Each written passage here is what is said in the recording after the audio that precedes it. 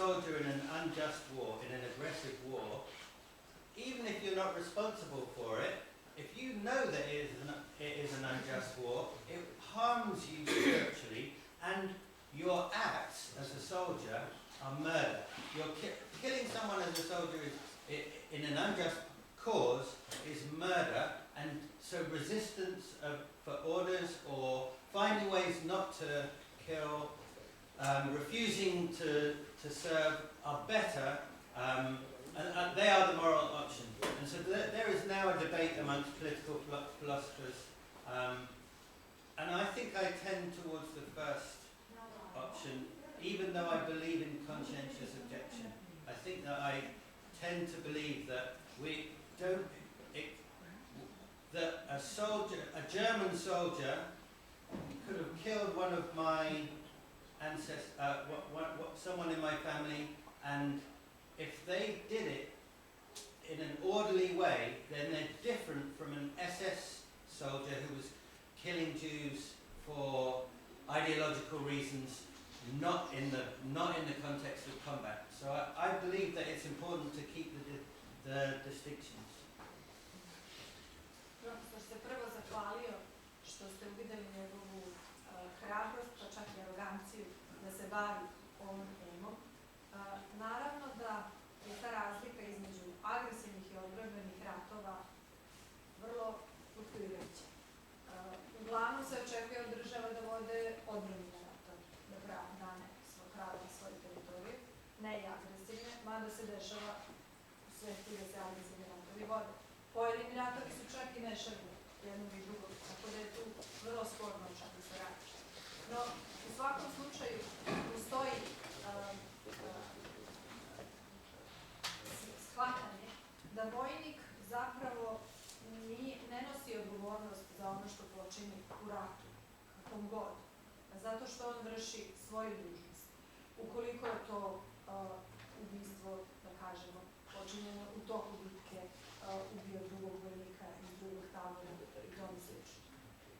Postoji sad neka nova filozofija u političkoj i pravnoj literaturi i vode se debate o tome da su zapravo ti agresivni ratovi, ili da tako kažemo nepravedni ratovi, duhovno štetni za vojnike, pa samim tim dešava se vrlo često da vojnici odbijaju da izvršavaju naredbe koje su im date jer su svesni da je taj rat nepravedan, agresivan, pokušavaju da pronađu načine da ne deluju onako kako se od njih očekuje i trenutno je to nešto o čemu se takođe raspravlja. Međutim, on je nekako bliži toj nekoj prvoj opciji po kojoj on smatra da postoji razlika između slučaja gde je mogao nemački vojnik ubiti nekog, na primjer, njegovog pretka, ali u Nici, i u drugom slučaju gde je neki SS oficir mogao ubijati Jevreje,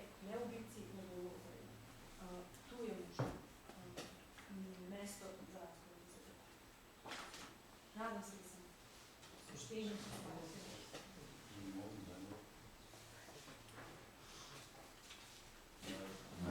ne znam dovoljnu istoriju, pokazao sam malo pre, ali da li bi mogo prošlo da navede, nije namerno postaviti pitanje iz došlih razloga, kada je Amerika vodila neke primere odbrane? He apologizes for maybe not knowing history so well, but he wants to know when was the defense. So in the American mind, the War of Independence against the British. Razlika nezavisnosti Srpske Kraljevine.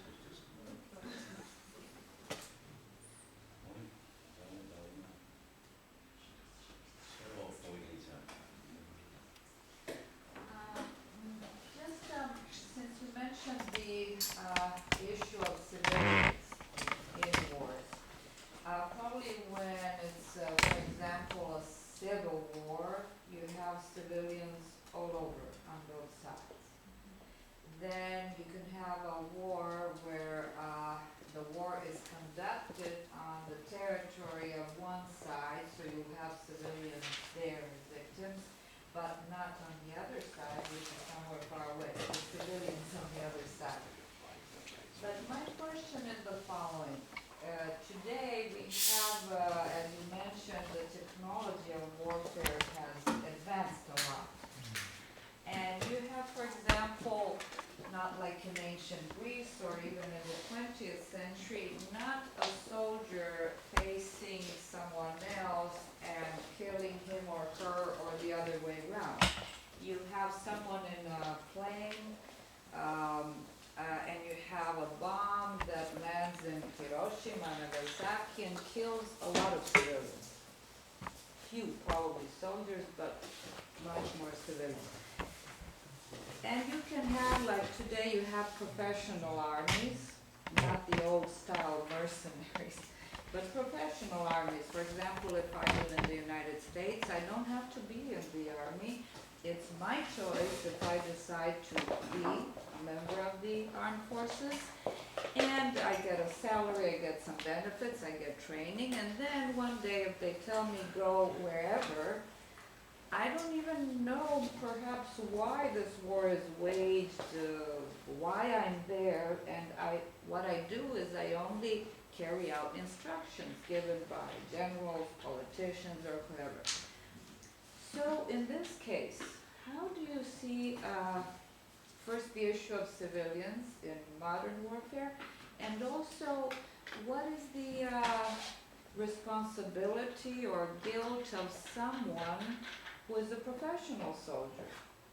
How can he or she be guilty, or is it more the politicians who bear the brunt of the guilt? How do you see that issue?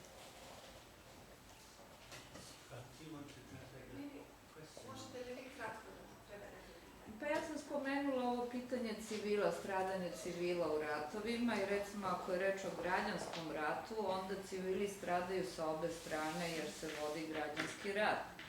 Onda ima druga vrsta rata gde neko iz daleka dođe u moju kuću pa me napadne, znači civili s one strane ne stradaju uopšte, a s ove strane stradaju masovno. I to je pitanje to oko civila i recimo nove tehnike ratovanja usled razvoja tehnologije, kada neko leti u avionu i izbaci 2 bombe na Hirošimu i Nagasaki, što se desilo jedini put da je atomsko oružje upotrebljeno, pa strada masa civila, a onaj gore pilot, mislim, to niti vidi, niti osjeća kao neku njegovu odgovornost, niti vidi to stradanje. I treće, kad postoji profesionalna armija, kad je do mene moj izbor, da li ja hoću, kao u Americi, u SAD-u, ne postoji profesionalna vojska. Znači, moj je izbor da li ja hoću da to prihvatim. To je kao vrsta ugovora, kontrakta. I ja za to dobijem platu, trening, ovo ono, i ako mi kažu sutra idi u Irak, ja idem u Irak i radim ono što mi kažu, instrukcije koje dobijem, ja ih izvršam. Znači, kakva je odgovornost, da li je tu u pitanju odgovornost tog vojnika, koji sa velike visine baca negde bombe i ne vidi nijednu žrtvu, koja je odgovornost njegovih nadređenih i koja je neka krajnja odgovornost političara koji donose odluku da se sve to radi. To je bilo moje 3 pitanje. Thank you. So, I want to stress that I don't feel a judge of actions. I'm not trying. I am a judge. But I'm That's not how you see, how you Yeah, view I'm not it. trying to be a judge. What I'm trying to, and that is a very helpful question. So, what I see in writing about just wars, which is a term that works in a particular context. As I understand, there are some Orthodox Christian writers who say there is an Orthodox just war, and then there will be Orthodox writers who say, no, that's not an Orthodox term. Similarly, in Judaism, there is no term just war. In Islam, there is no term just war. But people can argue, well, really we don't mean just war, we mean something that is justified. And so there's going to be cultural difference in terms of how these things work out. And in every context, there's going to be an anxiety as we look at it, as we human beings look at war, an anxiety about how distancing mechanisms come into play. And it could be that mercenaries and professionals are, or drone operators and pilots or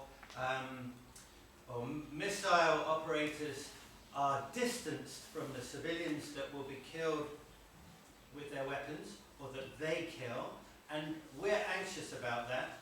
I think more of us are likely to say, my feeling is more of us are likely to say, we think that, that there's a moral problem there, and less of us are likely to say, well, this person was in Arizona operating a drone that struck in Yemen, that you can not really judge them. So I think we have moral instincts that, that mean that we will be anxious when we see distance and bureaucratization of war, or technological forms of war. At the same time, war is a social institution that is driven by technology, and we're always going to be anxious about it, as we were about gunpowder, and there were people who said siege warfare is immoral, gunpowder is immoral, and yet it was used, and so it will always be. And then I think I'd like to go back to the spiritual suffering that you were hinting at, that a professional soldier and someone who's doing national service alike, both of them can feel guilty at what they've done. And I think and I'm really interested in the relationship between guilt and immoral acts. I think that the largest number of suicides are soldiers who feel guilty about what happened to their friends, their comrades. And that's partly because we are more distant to the civilian who might come across our way and get shot. And we are closer to the comrade, a lot closer to the comrade. But there are also cases that in America and in other contexts, people, testimonies of people who are guilty about the person that they just saw once. Or they remember, even though they didn't actually kill them. Or someone who looked like their grandmother, and they were glad that they didn't shoot. So I think that there are human moral instincts that oppose the distancing mechanisms. In a soldier, in a professional soldier, I would expect more of a professional soldier, because my definition of professional is not somebody who's got a job, but somebody who has a vocation and who has decided to take risk and to train themselves, and they have as against an untrained arms-bearing civilian or citizen, they have the capacity to keep themselves safe much more than and to prepare for combat much more so. So to my mind, I really do believe that there can be a professional military ethics which is based on a high degree of respect for human life. I'm troubled because I know that even highly trained, highly moral colonels and lieutenant colonels and corporals acting in a trained way can nevertheless kill lots of people. And so it's not so having a coherent theory and a professional body of ethics is not enough to make this a clean and a nice situation.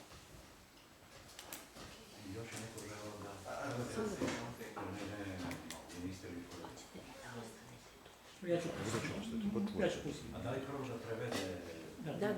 Da. Može. Prvo, profesor je želeo da naglasi da se on uopšte ne osjeća kao sudac, niti pokušava da bude sudac u ovakvom pitanju, ali definitivno istražuje kao ima što da kaže na tu pitanju. Ono što on vidi u pisanju o pravednim ratovima, osvrnuo se na to da možda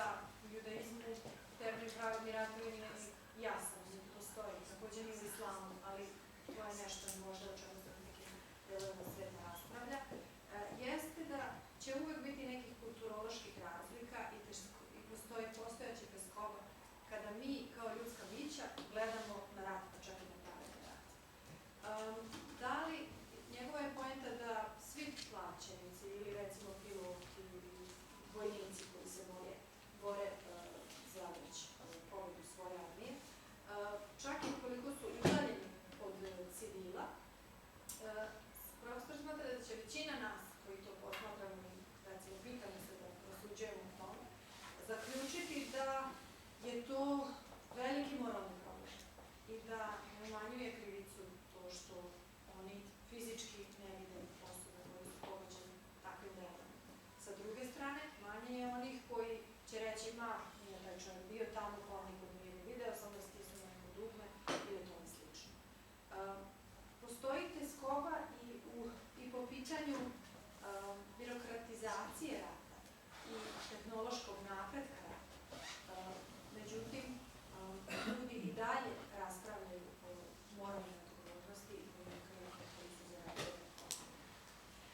Bilo je recimo rasprava ranije o istoriji o načinu ratovanja, da li je barut moralan, da tako kažemo, kad se pojavio ili ne.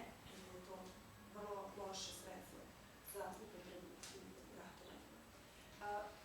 Kazao je da ste vi otvorili jedno pitanje o duhovnoj patnji sa vašim pitanjem i hteo je da istakne da zapravo profesionalni vojnici, ti vojnici koji služe vojsku po obavezi, dakle ne profesionalni, zato što im to država nalaže, i jedni i drugi su definitivno krivi za ono što rade, ali vrlo je nejasno da li samo oni, koliko oni, koji više, koji manje itd. Skrenuo je pažnju da je veći broj, recimo, samoubistava vojnika zbog krivice koju oni osjećaju zbog nečega što se desilo njihovim saborcima, jer su oni sa saborcima bili bliski nego sa možda vojnicima sa suprotne strane ili civilima koji su slučajno ili namerno ubili. Takođe, bilo je slučajeva, možda manje, ali slučajeva gde je neki vojnik odlučio da ne ubije civila jer je podsjetio na njegovu baku, nekog rođaka, nekog koga on poznaje. Profesor je hteo da istakne taj ljudski moralni instinkt koji postoji u vojnicima i plaćanju, kažem, ne plaćanju. Možda on naglašava da više kod profesionalnih boraca očekuje tu spremnost na izvršavanje naredbe. Rizik je veći, oni su trenirani i nekako su trenirani da rizik sa manje razmišljanja preduzmu, dok veruje da su vojnici koji su u vojnoj obavezi na nekom mjestu i vrše neku agresiju, da imaće više uključene te moralne rade, ako sam ja to razumela, i prilikom svojeg delovanja. On veruje da se može postaviti profesionalna vojna etika, čak i etika koja bi nekako definisala delovanje morala i delovanje vojnika u ratovima. Međutim, to su veoma nejasne granice. Hvala. Prema što dam reč kolegi iz Hrvatske, upozoravam i vas i sebe da prekoračujemo vreme i da smo vjerojatno stići se vremena. Stići ćemo. Biće još malo trebalo i druga sesija da bude gotovo, ali možda i krasan. Foucault view of confession of guilt as an expression of power. Is it for him a positive or negative development? Sorry, I didn't hear. Okay. Foucault, Yes. his concept of confession of guilt as an expression of power. Is it a positive or negative development for him? Because he has a both negative and positive view of power. So. I think he's entirely negative, or largely negative. I think he's saying the history of confession in the West is about public spectacle in which the power, whatever the power is, makes individuals conform to normative expectations.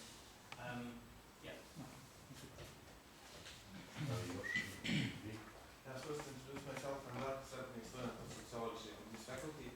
I would like to say first that I admire your work in this particular topic because I think the guilt is primarily a social phenomenon. There is no guilt without other person or society. Even on a microsociological level, that's the basis of the guilt. There is no guilt if there is not interaction between people. When a professor said about bombing that it's not fair, it reminded me, I think it's not today's problem, I think it's a problem through the whole history. It reminded me of Spartans losing the war in Thermopylae, and they were outnumbered, but they lose it because of arrows. and they considered it unfair, and I think fair is not really operational term to use, and I think it would be interesting to see biological basis of conflict and war, and to see why we developed that feeling. Is it because only men defended the whole group, or it because something else, maybe preserving our picture of our masculinity or something else?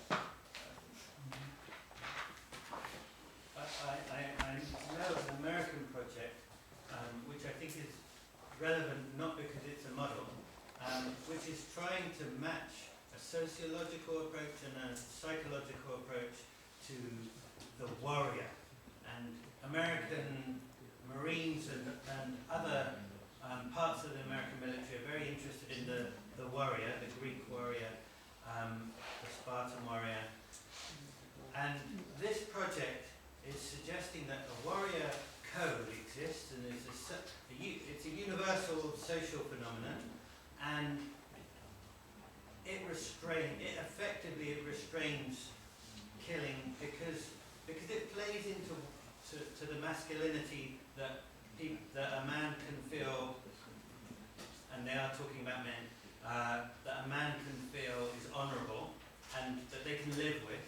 And then a psychological dimension comes in with which is something like this, looking for some kind of origins in primitive psychology. And they're suggesting that there are two parts to the brain. One is cognitive but not operative in the context of fighting, and the part that is cognitive, the part that is operative then when you're fighting is fight or flight. And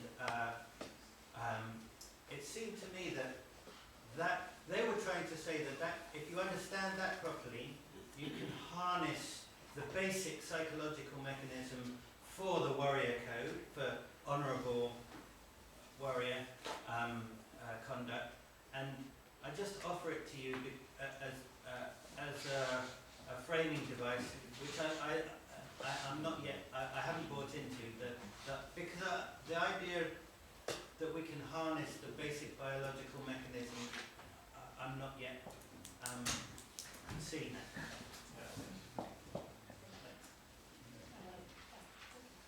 Thank you.